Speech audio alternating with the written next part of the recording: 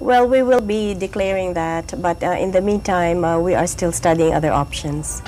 But that seems to be foremost in our mind, and I will defer action on that until we have studied all these other options.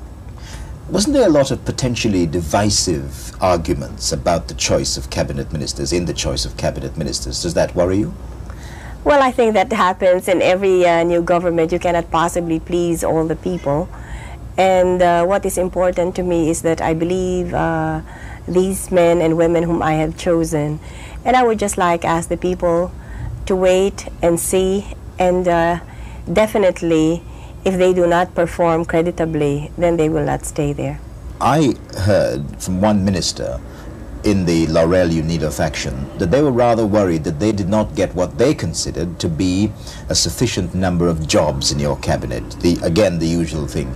Is that a worry? Is that a bad sign? Is that something which you must be concerned about? I don't think so. I have said this is a totally new equation, and that we have to be responsible to the people. After all, we have all seen what people power is all about, and as far as I am concerned, my first consideration is the Filipino people.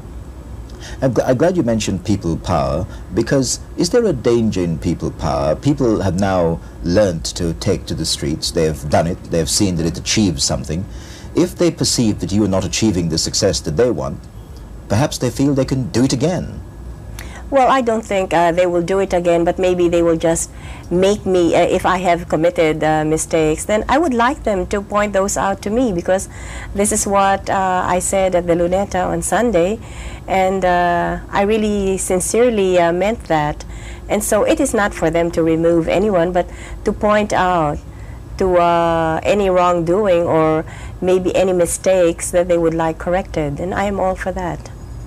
President, you called for a truce, or the possibility of this truce you talked about, for the communist insurgents. Now, their apparent reply has been an ambush in which 13 people were killed.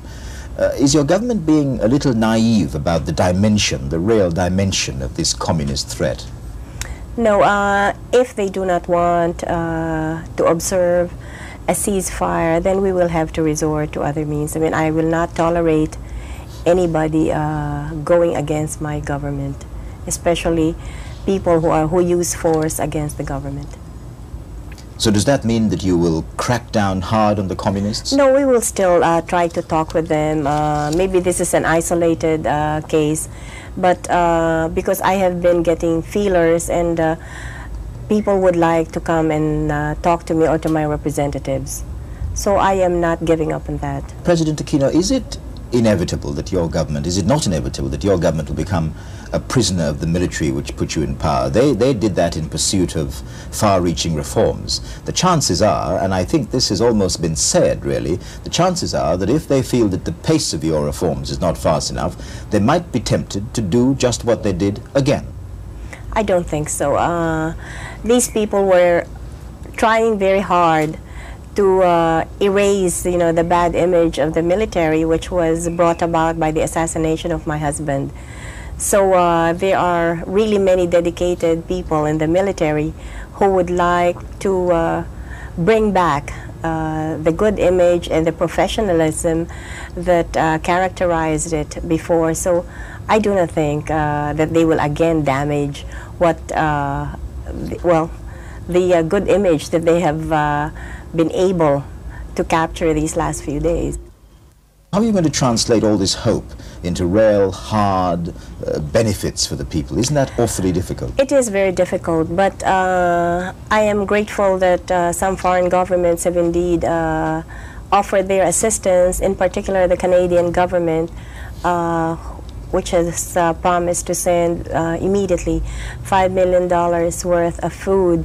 So this will help very much, and the Indian government has also pledged to send a team to help us in cottage industries. The Indian ambassador told me that while they are not a rich country, they have quite a lot of experience in cottage industries, and this would help very much. Plus the fact that many Filipino Americans have indicated to me that they are willing to come back and to invest in this country. President Aquino, how long a honeymoon do you think you'll be allowed? How much time would you be given to try to make good some of these campaign promises? Actually, they haven't even given me any days. That is why I had to... That's what I was worrying about. Yes, well, I am not blaming the Filipino people. You know, it's been 20 years, and I guess all of them are just so eager to see the changes that they have been long waiting for.